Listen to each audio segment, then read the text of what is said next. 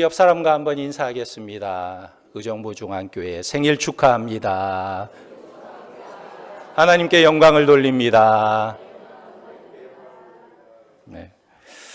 어떤 교회가 되어야 할까라는 제목으로 말씀을 전하겠습니다.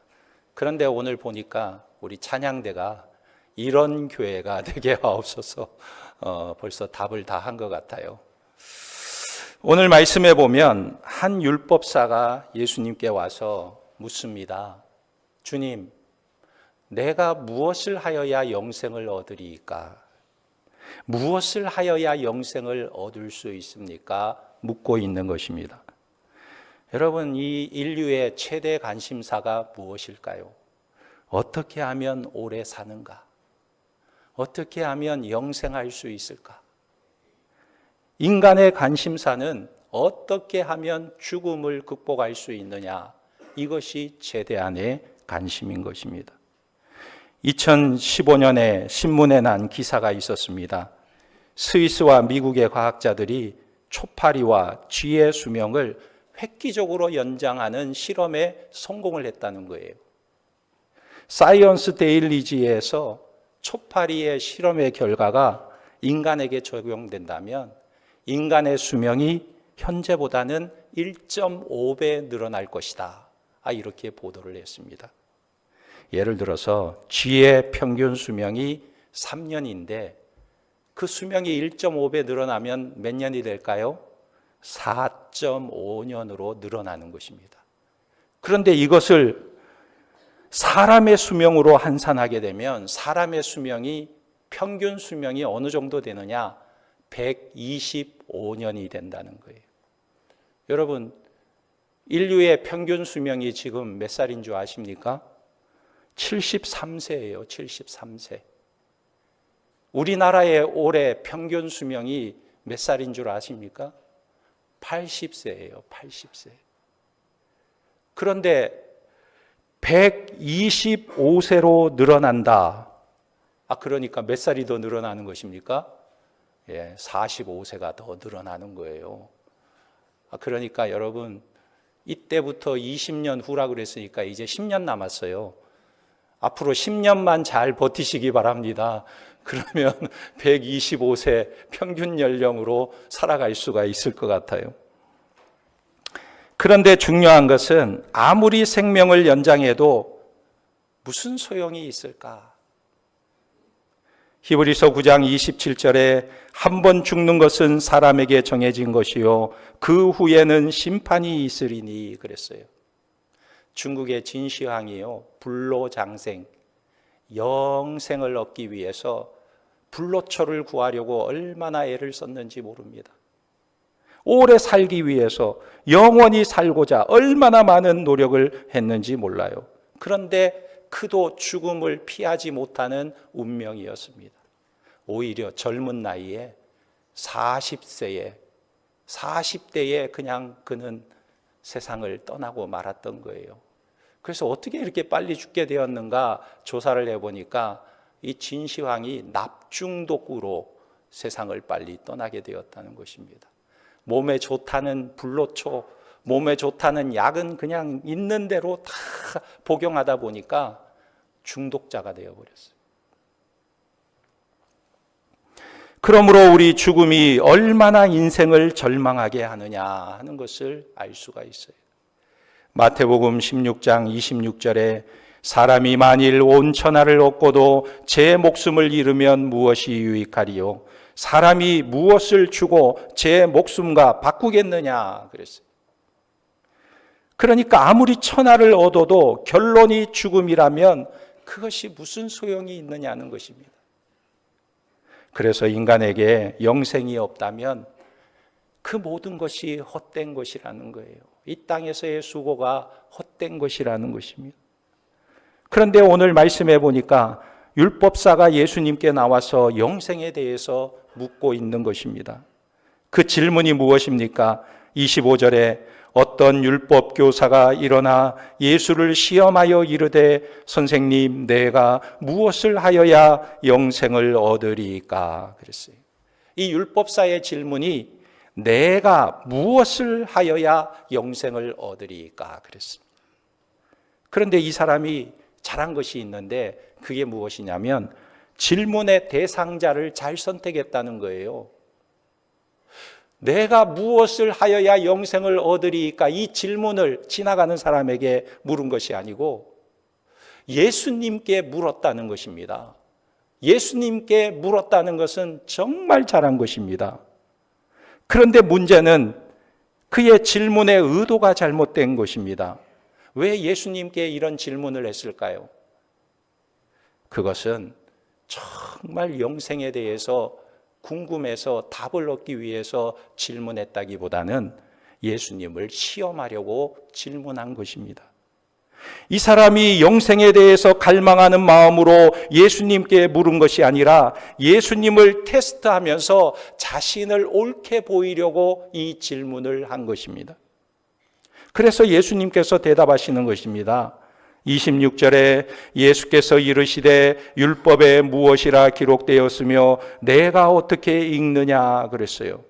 우리 예수님께서 율법사에게 대답해 주시기는커녕 오히려 그에게 되물어보고 계시는 것입니다. 다시 질문을 하고 있는 거예요. 왜 예수님께서 그렇게 하고 있을까? 그것은 이 율법사의 질문이 잘못되었기 때문에 되받아 물어보고 있는 것입니다. 그러면 오늘 이 율법사의 질문을 통해서 주님께서 그에게 말씀하고자 하시는 하나님의 뜻을 깨닫기를 원합니다. 첫째로 이 율법사의 질문은요, 주님, 내가 무엇을 하여야 영생을 얻으리까 질문했어요. 그런데 이런 질문은요, 대답할 필요가 없는 질문인 것입니다. 왜 그러냐면 이 질문이 틀렸기 때문에 그래요.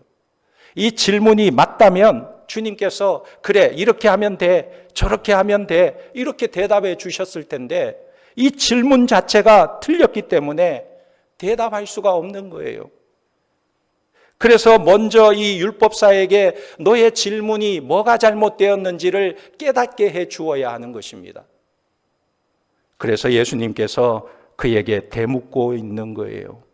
26절에 예수께서 이르시되 율법에 무엇이라 기록되었으며 내가 어떻게 읽느냐 그랬어요. 율법에는 뭐라고 기록되어 있느냐? 지금 예수님은 율법을 인정하고 계시는 것입니다. 이것은 하나님의 말씀에는 영생의 진리가 있음을 인정하고 있는 거예요. 이 영생은 어떤 학문이나 종교나 철학에서 찾을 수 있는 것이 아니라 오직 진리의 말씀 속에 있음을 말하고 있는 것입니다.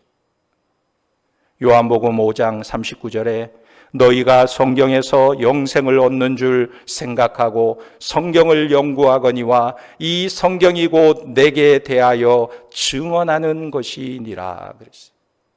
무엇입니까? 이 성경에서 영생을 찾을 수 있다는 것입니다. 그러므로 율법에서 영생을 찾을 수가 있다는 거예요. 그런데 문제는 무엇이냐면 26절에 너는 어떻게 읽었느냐, 그 진리를 어떻게 받아들이고 있느냐 묻고 있는 거예요. 여러분, 이 율법사는 어떤 사람입니까? 율법에 대해서는 기가 막히게 잘 알고 있는 사람이에요. 그리고 율법의 핵심도 잘 알고 있는 사람이었습니다. 그래서 예수님께 대답하고 있는 거예요. 27절에 대답하여 이르되 내 마음을 다하며 목숨을 다하며 힘을 다하며 뜻을 다하여 주 너희 하나님을 사랑하고 또한 내 이웃을 내 자신같이 사랑하라 하였나이다. 이 사람은 율법에 대해서 너무나 잘 알 뿐만 아니라 율법의 핵심 내용을 쏙 빼가지고 대답하는 거예요. 얼마나 기가 막히게 아는지 모릅니다. 100점짜리 대답을 하는 것입니다. 예수님께서 그 말을 들으시고 아마 감탄하셨을 거예요. 그래서 예수님이 칭찬하면서 말씀하십니다. 28절에 예수께서 이르시되 내 대답이 옳도다. 이를 행하라. 그리하면 살리라 하시니 그랬어요. 우리 주님께서 뭐라고 말씀하십니까? 누구든지 이 율법대로 행하면 살 것이다. 이 율법대로 행하면 산다. 이 말씀을 하고 계시는 것입니다. 그런데 문제는 무엇이냐면 인간이 이 율법대로 모든 일을 다 행할 수 있느냐는 문제예요. 하나도 어기지 않고 율법을 다 행할 수 있는 사람이 존재할까요? 없어요. 율법의 규정이 얼마나 많은데 그걸 다 행하는 것은 불가능한 일일 뿐만 아니라 율법의 규정을 다 알기도 힘든 거예요. 어떤 사람이 교통 위반을 해서 딱지를 떼면서 경찰에게 하는 말이 나 이게 위법인 줄 몰랐습니다. 모르고 운전하는 경우가 얼마나 많은지 몰라요. 그러니까 인간이 율법을 다 행할 수가 없는 것입니다. 하나도 어기지 않고 다 지킬 수가 없는 거예요. 그래서 사도 바울이 로마서 3장 20절에 그러므로 율법의 행위로 그 앞에 의롭다 하심을 얻을 육체가 없나니 율법으로는 죄를 깨달음이니라 그랬어요. 인간은 율법을 완전히 지킬 수 있는 자가 없다는 것입니다. 그러니까 주님께서 말씀하시는 것이 무엇이냐면 너의 질문이 잘못되었으니 너의 질문대로라고 하면 인간에게는 희망이 전혀 없다. 내가 무엇을 행하여야 영생을 얻으리까? 이 질문이 잘못됐다는 거예요. 야고보서 2장 10절에 누구든지 온 율법을 지키다가 그 하나를 범하면 모두 범한 자가 되나니 그랬어요. 그러니까 율법이 100가지가 있다면 100가지 중에 100가지를 다 지켜야 완전한 자가 되는 거예요. 100가지 중에 한 가지만 어기면 모든 것을 다 어긴 것처럼 되는 것입니다. 그러니까 이런 사람이 어디 있냐는 거예요. 죄 많은 인간 중에 율법을 제대로 실천할 수 있는 사람이 아무도 없다는 것을 깨닫게 해주는 말씀인 것입니다. 그래서 예수님의 이렇게 되물어 보시는 것은 율법사에게 너 자신을 좀 똑바로 보라 이것을 말하고 있는 것입니다. 그런데 오늘 율법사는 깨닫지 못하고 예수님께 다시 묻습니다.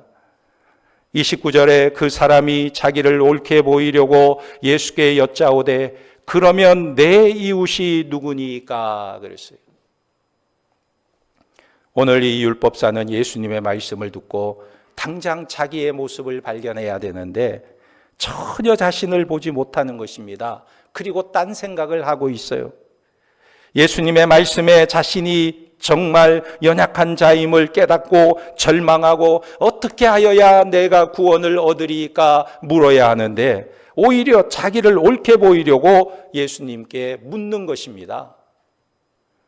그 사람이 29절에 자기를 옳게 보이려고 예수께 여짜오되 그러면 내 이웃이 누구니까 그랬어요. 예수님, 내 이웃이 누굽니까? 묻는 거예요. 지금 율법사가 예수님께 자기 이웃을 묻고 있어요. 자기 이웃은 율법사가 잘합니까? 예수님이 잘합니까? 율법사가 잘 알죠. 자기가 더 잘 알죠. 그런데 예수님께 묻고 있는 거예요. 왜 예수님께 묻고 있습니까? 자기를 자랑하기 위해서, 자기를 드러내기 위해서. 나는 이웃에게 참 잘하고 있습니다. 예수님 한번 말씀해 보세요. 내 이웃이 누구인지 한번 얘기해 보세요. 저는 자신이 있습니다. 자기를 옳게 보이려고 했습니다. 만약에 주님께서 너의 이웃은 네 동네에 있는 아픈 사람이다, 내 주변에 있는 가난한 사람이 너의 이웃이다 이렇게 말씀하셨다면 이 율법사는 어떻게 대답했을까요? 그는 분명히 이렇게 말했을 겁니다. 예수님, 나는 그런 가난하고 불쌍한 사람들을 이미 도와주고 있습니다. 이렇게 말했을 것이 분명한 것입니다. 그래서 예수님께서 그렇게 직접적으로 말씀하지 않으시고 비유를 통해서 율법사에게 말씀하시는 거예요. 30절에 보면 예수께서 대답하여 이르시되 어떤 사람이 예루살렘에서 여리고로 내려가다가 강도를 만나매 강도들이 그 옷을 벗기고 때려 거의 죽은 것을 버리고 갔더라. 그런데 마침 제사장이 그 길로 내려가다가 그를 보고 피하여 지나가 버리고 또 레위인이 그곳에 이르러 그 사람을 보고 또 피하여 지나가 버렸습니다. 그런데 유대인들이 가장 혐오하는 사마리아 사람들, 사람 취급하지 않는 사마리아 사람이 여행하는 중에 그곳에 이르러 그 강도 만난 사람을 보고 불쌍히 여기고 34절에 보면 가까이 가서 기름과 포도주를 그 상처에 붓고 싸매고 자기 짐승에 태워 주막으로 데리고 가서 돌보아 주니라. 놀랍게도요, 이 사마리아인이 이 강도 만난 사람을 극진히 도와주는 것입니다. 이것은 이웃에 대한 개념을 완전히 바꾸는 것입니다. 이웃은요, 내 옆에 있는 공간적인 개념의 이웃이 아니라 우리 주위에 있는 사람이 이웃이 아니라 희생적인 사랑으로 만들어지는 것임을 말씀하고 있는 것입니다. 그리고는 예수님께서 묻는 거예요. 36절에 네 생각에는 이 세 사람 중에 누가 강도 만난 자의 이웃이 되겠느냐 그랬어요. 누가 이 강도 만난 사람의 이웃이냐? 제사장, 레위인, 선한 사마리아인 누가 이웃이겠느냐 물었어요. 그런데 예수님께서 여기 질문하시는 내용이 누가 강도 만난 자의 이웃이 되겠느냐 이렇게 물었어요. 되겠느냐? 이웃은요, 되는 것입니다. 내 옆에 산다고 저절로 이웃이 되는 것이 아니라 이웃은 어떤 사랑을 통해서 이웃이 되는 것이라는 거예요. 그런데 사마리아 사람은 유대인들이 아주 혐오하는 사람이었습니다. 그런데 이 사람이 강도 만난 자를 도와준 거예요. 지금 율법사의 진짜 이웃은 누구일까? 아마도 그는 제사장이 내 이웃이다, 레위인이 내 이웃이다 이렇게 생각했을 것입니다. 셀이나 창기 같은 사람들은 절대 이웃이라고 생각하지 못하고 사마리아 사람은 생각지도 못하는 거예요, 이웃이라고. 그런데 예수님께서 지금 율법사에게 쉽게 대답하지 못할 곳으로 이끌어가고 있는 것입니다. 이 강도 만난 사람에게는 누가 이웃이 되겠느냐 묻고 있는 거예요. 그러자 율법사가 대답해야 하는 것입니다. 사마리아 사람입니다. 대답해야 하는 거예요. 왜냐하면 제사장은 피해갔고 레위인도 피해갔습니다. 그러니까 이웃이 아니에요. 그러나 사마리아 사람은 그 강도 만난 자를 극진히 보살펴 주었기 때문에 그가 이웃이라는 거예요. 그래서 그를 이웃이라고 말할 수밖에 없었던 것입니다. 오늘 예수님께서 이렇게 율법사에게 묻고 있는 이유가 무엇일까요? 그것은 율법사의 생각을 고쳐주시기 위함인 것입니다. 여기서 볼 수 있는 것은 내 이웃이 누군가를 발견하는 것은 내가 누구인지를 발견하게 된다는 거예요. 내 이웃이 누구인지 발견할 때 내가 누구인지 알게 된다는 것입니다. 무엇을 말하고 있습니까? 오늘 말씀에 보면 율법학자는 누가 이웃이라고 말하고 있습니까? 37절에 자비를 베푼 자니이다 그랬어요. 강도 만난 자를 도와준 자가 이웃이다 말했던 것입니다. 앞에서 29절에 율법학자는 내 이웃이 누구입니까? 라고 물었지만 주님께서는 비유를 통해서 세 사람을 이야기했어요. 제사장, 레위인, 사마리아인. 그 비유를 말씀하신 다음에 누가 강도 만난 자의 참된 이웃이냐? 이때 율법사는 자비를 베푼 자니이다. 그 사람이 바로 사마리아 사람이라는 것입니다. 그러면 사마리아 사람의 이웃은 과연 누구인가요? 오늘 말씀을 보면 강도 만난 사람이 사마리아 사람의 이웃이 되는 거예요. 그러니까 누가 내 이웃이냐고 율법사에게 물은 주님은 네가 강도 만난 사람이 아니냐. 그리고 너의 이웃은 바로 사마리아 사람이라고 말씀하고 있는 것입니다. 지금 주님은 이 비유를 통해서 율법사를 깨우치고 있는 거예요. 너는 도대체 누구냐? 너는 지금 누구를 가르치면서 자신을 의롭게 여기고 자랑하고 있느냐? 너는 그런 형편에 있는 자가 아니라 누군가의 도움을 받아야 할 입장에 있는 사람이다. 이걸 깨우쳐주고 있는 것입니다. 다시 말하면 내 자신을 옳게 보이려고 나에게 나왔지만 너 자신을 먼저 보라는 것입니다. 너의 형편이 지금 어디에 있느냐? 네가 지금 어떤 존재인가를 제대로 보라는 것입니다. 요한계시록 3장 17절에 주님께서 라우디게아 교회에 말씀하시는 내용입니다. 내가 말하기를 나는 부자라 부요하여 부족한 것이 없다 하나 내 곤고한 것과 가련한 것과 가난한 것과 눈먼 것과 벌거벗은 것을 알지 못하는 도다 그랬어요. 주님께서 안타깝게 여기시는 것은 너는 스스로 부자다 부요하다 부족한 것이 없고 당당한데 실상을 보니 너는 너무나 곤고하고 가련하고 벌거벗은 자다. 그걸 보지 못하느냐 묻고 있는 것입니다. 그러니까 오늘 주님께서 이 율법사에게 무엇을 말하고 있는 것입니까? 지금 강도 만난 사람이 도대체 누구냐? 강도 만난 사람이 바로 율법사 너 아니냐 말하고 있는 것입니다. 그러면 사마리아 사람은 과연 누구일까요? 그 강도 만난 사람을 도와주는 사마리아 사람은 누구입니까? 사마리아 사람, 강도 만난 자를 구원하기 위해서 제사장도 레위인도 다 희망이 없었습니다.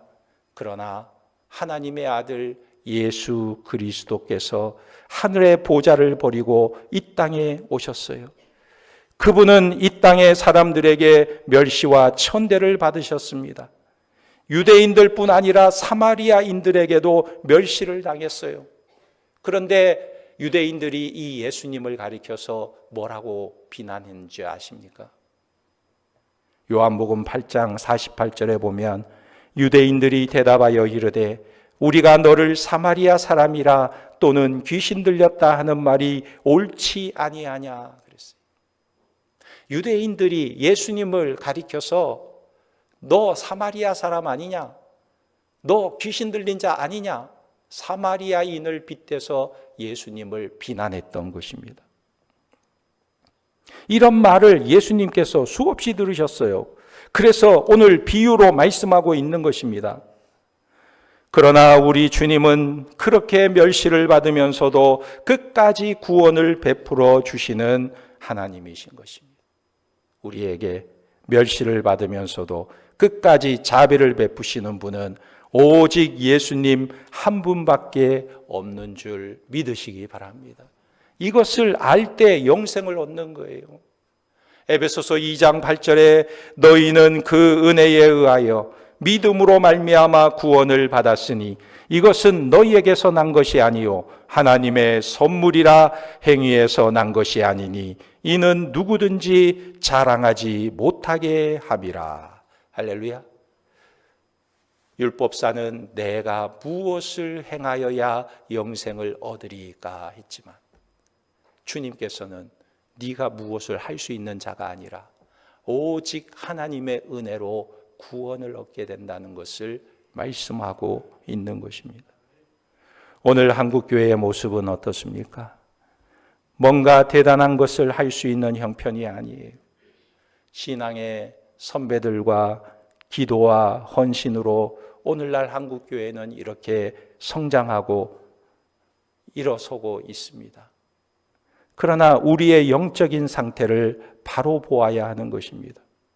존 메가더의 구원 얻는 믿음이란 무엇인가 라는 책에 보면 거기에 세계 인구 중에 16억이 그리스도인이라고 기록이 되어 있습니다. 그런데 거짓 고백이 아닌 진정 예수를 구주로 믿고 따르는 자가 몇 %일까? 약 10%에 해당되지 않을까? 이렇게 말하고 있는 것입니다. 교회가 회복해야 할 것이 무엇이냐면 주님 앞에서 구원 얻는 믿음을 가져야 하는 거예요. 오직 예수 그리스도의 은혜로 구원 얻는다는 것을 우리는 믿어야 하는 것입니다. 내가 무엇을 해서, 내가 공을 세워서, 내가 선한 일을 해서, 내가 어떤 일을 열심히 해서 구원을 얻고 의로워지는 것이 아니라 오직 예수 그리스도께서 우리의 죄를 위하여 십자가에 죽으심으로 우리의 죄를 다 도말하시고 우리를 구원하셨다는 이 놀라운 복음을 믿음으로 받아들일 때 우리는 구원 얻게 되는 줄 믿으시기 바랍니다.